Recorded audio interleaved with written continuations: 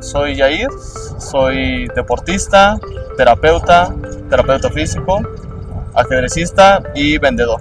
Soy ciego total, o sea, no veo nada, ni luz, ni sombra, ni bultos, o sea, prácticamente nada. Desde pequeño yo veía bien, en teoría, o sea, alcanzaba a leer, a ver sin problemas.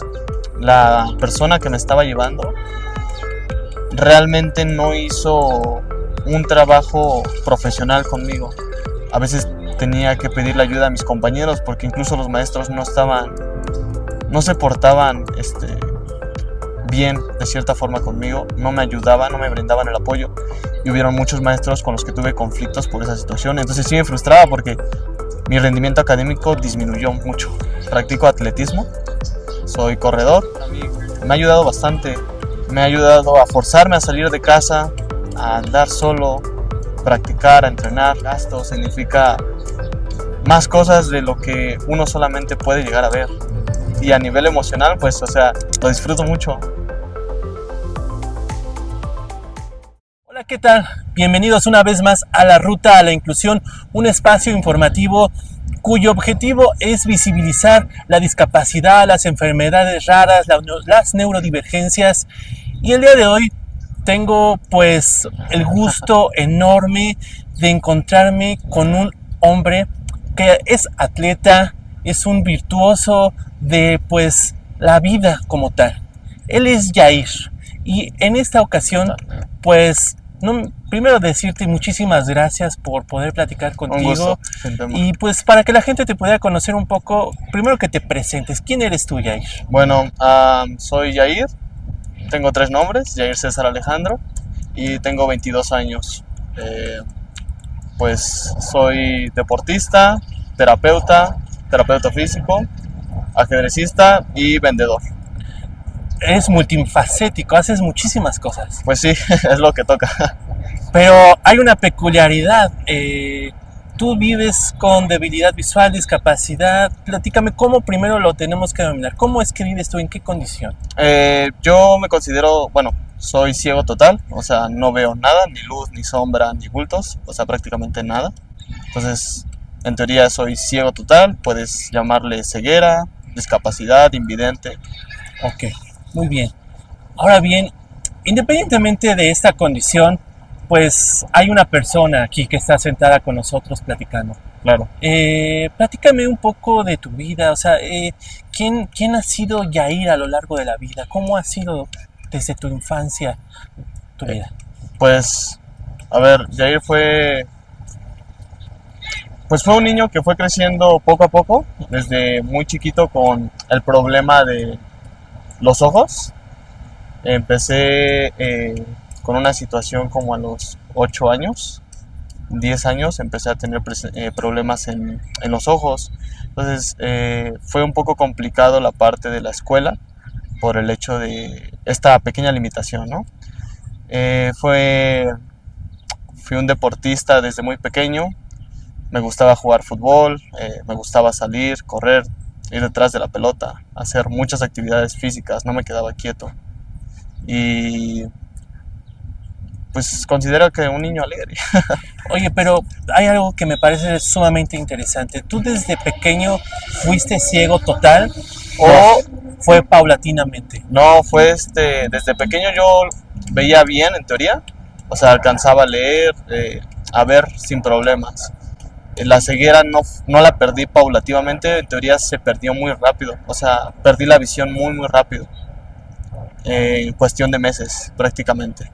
¿Cuál fue el diagnóstico que recibieron tus padres desde que tú eras chico? ¿Cuál es la razón? Cuando yo era chico, tenía como 8 años, mis papás vieron que yo empecé a presentar como una pequeña nubecita, empezaba a tener el iris de manera opaca. Entonces mis papás me llevaron al hospital y los doctores le diagnosticaron, me dijeron que tenía pars planitis. Pars planitis. Ajá, pars planitis. ¿Y eso qué significa? ¿Sabes? Pues me dijeron que era una inflamación parcial de la córnea y el iris. Eso era. Ya cuando fui creciendo, que empeoró la situación, me dieron otro diagnóstico, que era panuveitis. o sea, ya una inflamación de todo el globo ocular. ¿Y cuántos años dices que tenías? ¿8 años? 8 años, así es. ¿Y tú, para un niño de 8 años, recibir esa noticia, qué significa? Pues realmente creo que no comprendía la magnitud de lo que era. O sea, porque pues yo tenía 8 años, no tenía como el entendimiento de lo que podía llegar a pasar o de qué podía llegar a suceder. Para mí nada más me dijeron, tienes esta enfermedad, tienes este diagnóstico, pero yo no entendía realmente qué era. Simplemente es, yo tengo eso. Y realmente en ese momento no lo sentía porque pues no estaba limitado. O sea, yo era un niño que podía hacer todo normal, en teoría, sin ningún tipo de limitación. ¿Tú cómo percibías a tus padres? Yo recuerdo que sí los notaba preocupados, los notaba tensos, por el hecho de que, pues claro, estaba yendo 2 veces por semana al hospital, eran estudios cada semana y cita. Entonces era desde muy temprano, pararse desde la madrugada para ir cada día a las terapias, a las citas, y 2 o 3 días después ir para los estudios de sangre, estudios del ojo, de la presión, cualquier tipo de proceso médico. Ahora bien, digamos que a los 8 años te dan este diagnóstico, empiezas ya con muestras más claras de esta condición, pero apenas sea el comienzo. Sí, apenas estaba presentando algo. ¿Cómo fue aumentando o cómo fue progresiva esa ceguera? Pues realmente de los 8 años a los, ¿qué será? Cuando yo entré a la secundaria, entre 12 años y 13 años, no hubo ningún problema. Ya hasta cuando yo entré a primero de secundaria, casi finalizando el curso, el año, fue cuando tuve una disminución de la vista, pues muy grande. De pasar de leer los libros y leer sin problema de lejos, ya no podía leer los libros. Ya no podía ver cosas que antes era para mí normal ver. Entonces fue muy tranquilo en ese tiempo, pero ya cuando pasé a la secundaria empecé a tener una degradación pues bastante fuerte de la visión. ¿Tú actualmente cuántos años tienes? Actualmente tengo 22 años, voy a cumplir 23. Sí.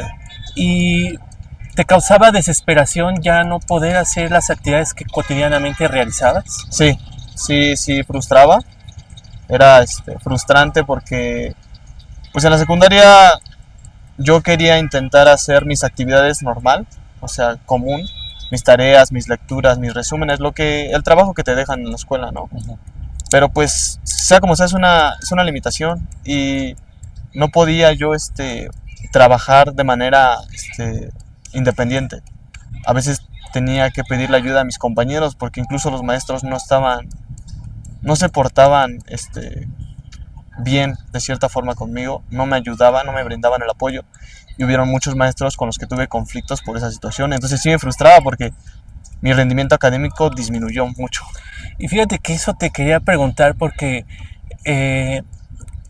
suelen los maestros, y a lo mejor no por su propia culpa, no tener la capacitación adecuada para atender este tipo de situaciones. Platícame un poco más sobre eso. O sea, los maestros no te dejaban hacer los exámenes o no te daban alguna facilidad, o cómo era ese enfrentarse a los maestros y que no cooperaban. Pues es que sí era desesperante y pues es triste realmente porque yo quería como mejorar, ¿no? mis calificaciones, quería intentar ser un buen alumno, pero los maestros, gran parte de los maestros que a mí me tocaron cuando yo estaba asistiendo no fueron muy accesibles conmigo. Me querían tratar y ir llevando como un alumno que tenía su visión sana, o sea, completamente sin perjudicarse. Entonces, cuando se trataba de algún examen, yo lo que hacía era, por ejemplo, sacar el celular y hacer zoom a las preguntas para intentar leerlas, y intentaba ver los incisos y las respuestas. Pero ¿qué pasaba? Que no podía tener el celular afuera según los maestros porque estaba haciendo trampa. Seguramente, exacto. Entonces, seguramente estaba haciendo trampa. Claro, o ya me estaba pasando las respuestas con alguien. Entonces me quitaban el celular. No te creían que tenías ese problema visual. No, y es que ellos lo justificaban como ¿cómo dices que no puedes leer si estás agarrando el celular? O sea, es ilógico, pero pues es que así era. O sea, yo utilizaba el celular para leer, ¿no? Y eso, por ejemplo, en los exámenes. A veces hubo momentos donde yo no alcanzaba a ver el pizarrón, ni estando enfrente, ni en las filas de enfrente. Entonces, yo pedía a los maestros, oigan, ¿me pueden dictar, por favor, ya sea las ecuaciones, lo que se esté escribiendo en el pizarrón XY? Y no lo hacían, no lo tomaban en cuenta. A lo mejor lo podían hacer solamente ese día, pero al día siguiente, pues ya no me tomaban en cuenta de esa manera. Entonces yo me tenía que apoyar con muchos de mis compañeros, pero ¿qué pasaba? Que si yo le preguntaba a un compañero, oye, ¿qué dice este problema? ¿Si es un 9 o es un 7? Luego ellos creían que yo estaba platicando, cuando no era así. O sea, yo simplemente estaba intentando hacer lo que estaba en mis manos. O sea, desde identificar cuál era el problema literal de matemáticas, por decirlo. Exactamente, ¿no? O sea, llegaban, se acercaban al pizarrón los maestros y escribían, ¿no? El problema y hacían la ecuación, ¿no? Supongamos. Y yo intentando verla, ya hubo un tiempo donde ya ni haciendo zoom con el celular alcanzaba a ver los problemas. Entonces yo le pedí ayuda a mis compañeros. Pero cuando le pedí ayuda a mis compañeros, venía el regaño, venía la reprimenda. Hasta el punto como de, literal, me tomaron como el problemático del salón, el que se la pasaba platicando, y lo que hacían era aislarme. me ponían ya sea como en la esquina, hasta atrás del salón, o pegado a la puerta para que no hablara con mis compañeros. Entonces yo sin el celular, sin ver, sin comunicarme, solo hacía que estudiaba. Era un problema muy grande. Era un problema grande. ¿Y recibiste ahí, por ejemplo, el respaldo de tus padres? Sí, ellos me apoyaron en lo que podían. Fueron a hablar varias veces con los maestros. Incluso llegué a tener problema con una maestra porque era un poco más grosera conmigo. Y mis papás fueron a hablar con ellos buscando soluciones. Pero realmente nunca estuvo esa accesibilidad. No hubo ese apoyo. Y lo que mis padres podían hacer, pues lo hacían. ¿Y eso fue en la secundaria, preparatoria, hasta qué nivel? Eso fue hasta tercero de secundaria. Acabé la secundaria, pasé la secundaria con muy mal promedio debido a eso. ¿Qué promedio? Si no estoy mal, recuerdo que fue como 6.6. O sea, no correspondía a lo que tú podías hacer, ¿no? Realmente, o sea, yo creo que pude haber sacado un promedio mucho mejor, pero... Esas dificultades. Sí era difícil, sí fue complicado. Oye, y eso en cuanto a la escuela, y en cuanto a la atención que recibiste, me refiero a la salud, ¿cómo te fue? Pues cuando me atendieron cuando era chiquito, a ver, yo era un niño y pues a mí me atendieron bien, ¿no? Pero ya cuando empeoró el problema, que ya fue cuando tenía 15 años, ahí a la hora de me llevaron aquí a centro médico. Y estuve en el área de pediatría. Me comentan que cuando yo pasé al área de adultos, estuve un año en pediatría. Me comentan que ese año que estuve en pediatría fue un año muy mal usado. Que yo perdí la visión por negligencia médica. Eso fue lo que te dije. Ajá. O sea, que a lo mejor sí hubiese tenido una disminución visual bastante grande, pero quizás no hubiese quedado ciego total. O sea, que hubieran podido, pues, ayudarte de otra manera, pero no hubo ni la disposición o no hubo ¿qué? Lo que me comentan los médicos es que la persona que me estaba llevando realmente no hizo un trabajo profesional conmigo. Recuerdo sus palabras de esta doctora. ¿Qué te dijo? Y me dijo, ¿ya para qué hacemos algo si vas a perder la visión de todos modos?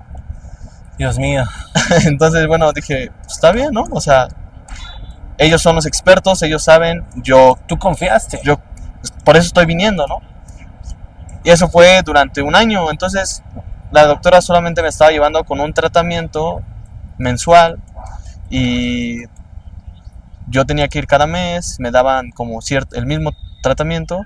Y ya cuando pasé al área de adultos, ahí me comentaron que ese tratamiento fue muy lento y que no era lo que yo necesitaba. Pues sin duda alguna, lo que relatas, hoy a la distancia, ¿cómo lo ves? Actualmente ya no me genera algún problema.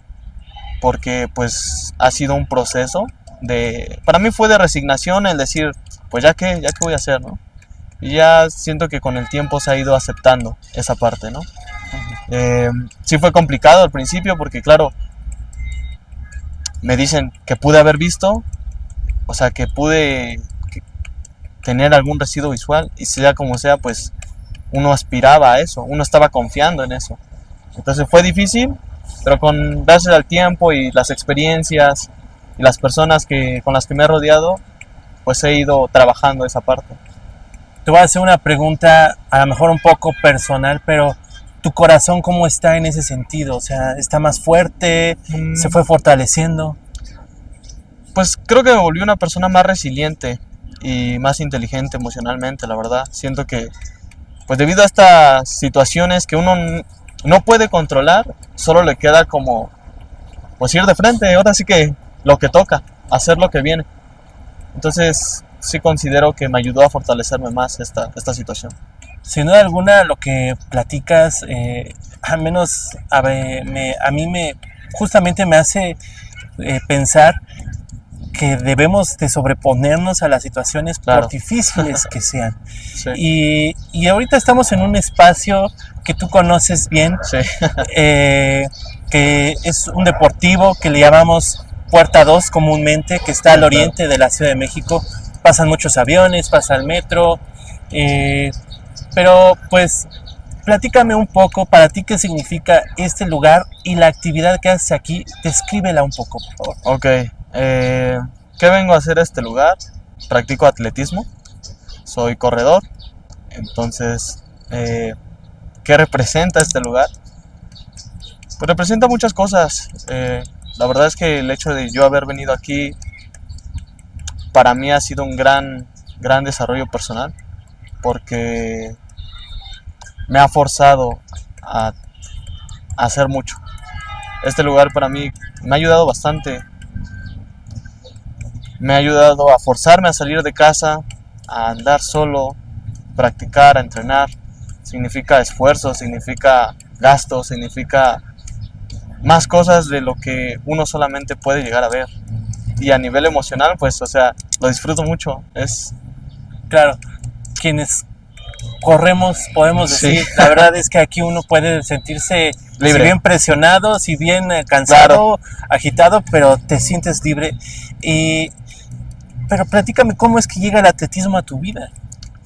El atletismo llegó de una manera muy curiosa. A ver, creo que mencioné que soy ajedrecista también. Entonces, jugando ajedrez, entrando a unos grupos, conocí a ciertas personas y una persona me invitó, una amiga me invitó a... ¿Cómo se llama? Su nombre es Jimena. Muy bien. Ajá. O sea, entonces, Jimena fue el puente. Sí, realmente sí, ella fue quien me invitó. Ya lo había hecho varias veces, pero yo pues me había negado. Quizás algo renuente también, ¿no?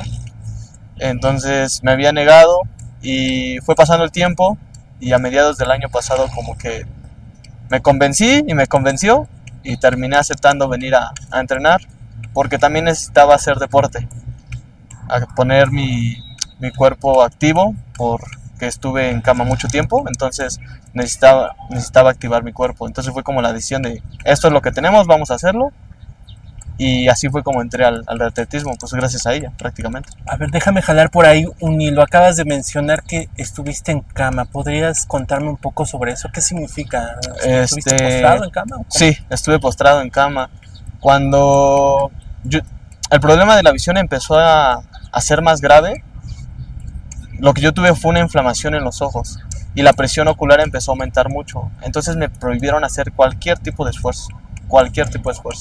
Solamente me podía levantar de la cama para comer e ir al baño. Y así estuve en reposo absoluto de 2 a 3 años, no recuerdo bien, pero creo que o sea, 2 a 3 años sí, sin prácticamente hacer nada. Nada físicamente. Yo recuerdo que en la parte que yo me recostaba, me dejaron reposo en 75 grados. Recuerdo que la parte de la espalda y lo que es la columna entre el coxis, me llegué a lastimar, me salieron llagas y heridas ahí de estar postrado en cama. ¡Qué barbaridad! Sí.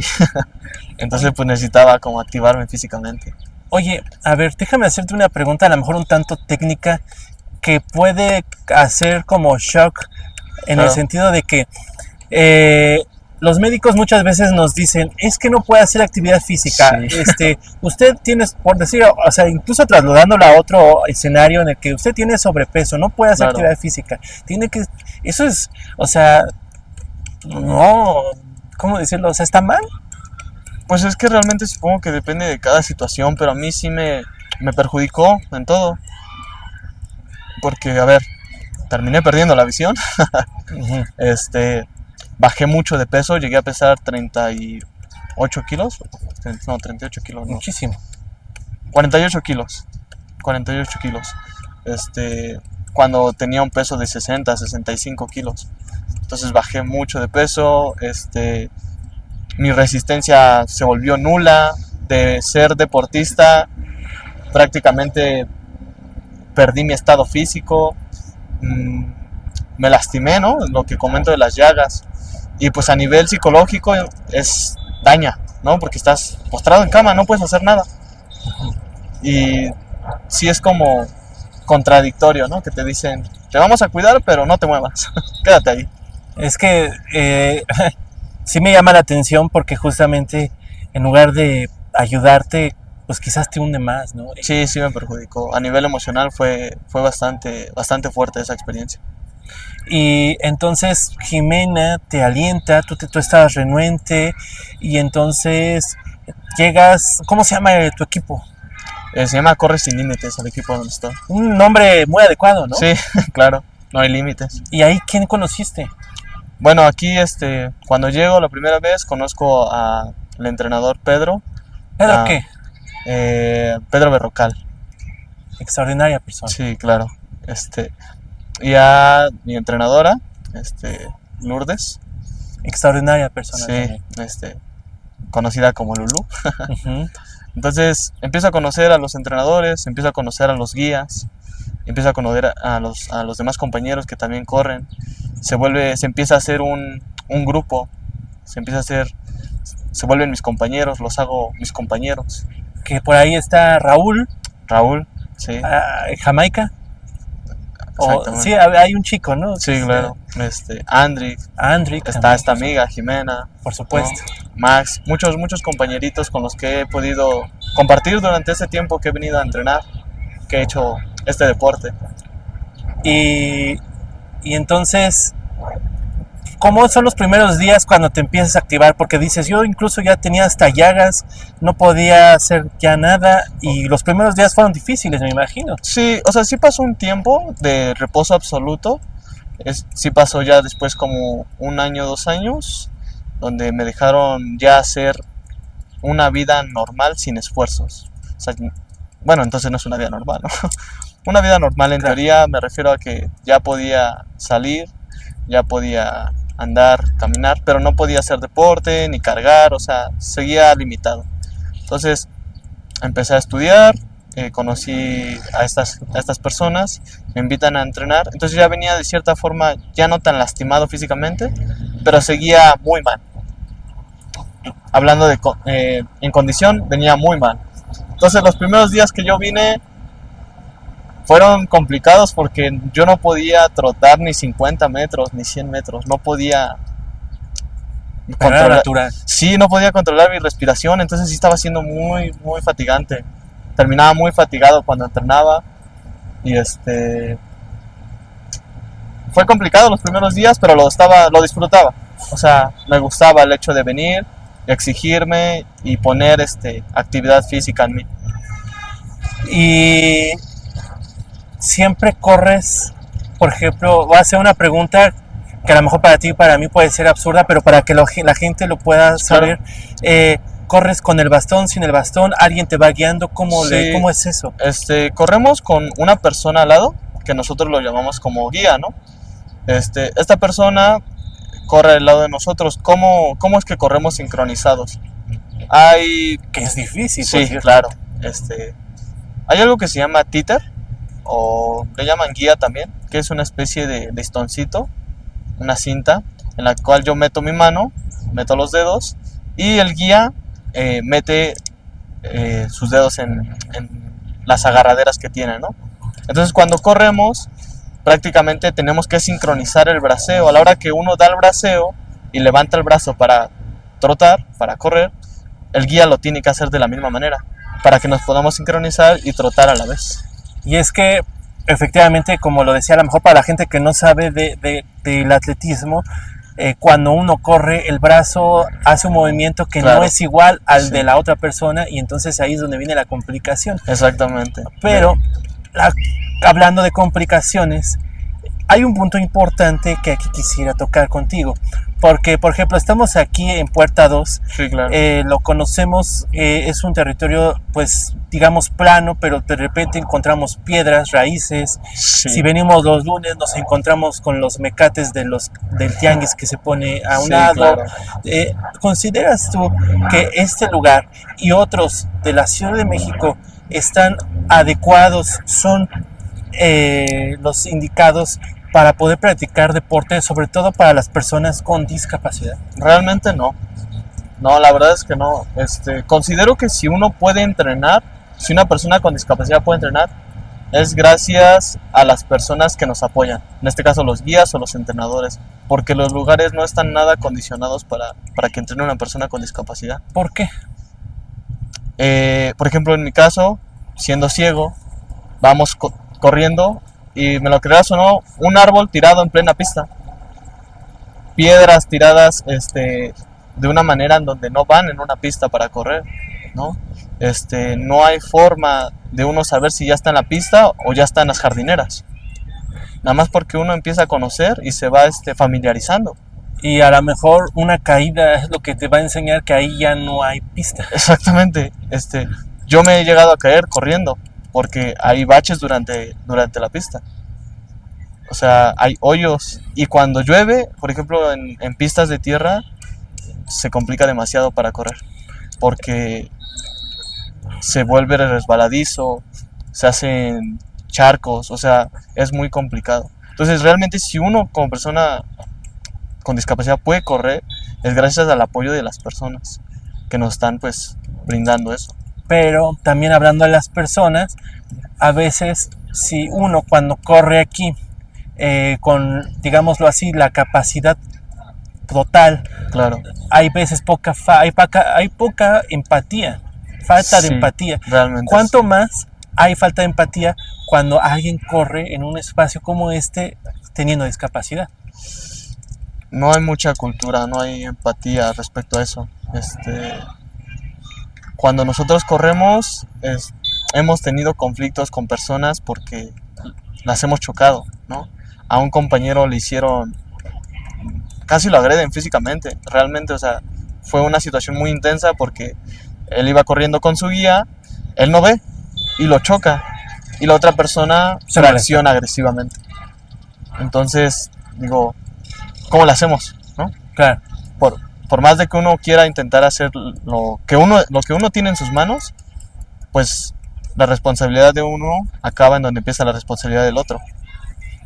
Entonces ahí se complica un poquito. O sea, realmente no hay mucha esa empatía por parte de la gente. Incluso hace unos segundos pasó alguien en una bicicleta, sí, en un espacio donde no debería de haber bicicletas. Sí, claro. Y aquí suele ocurrir. Sí, o por ejemplo aquí pasa mucho que cuando estamos trotando, vienen y trotan en sentido contrario mucha gente.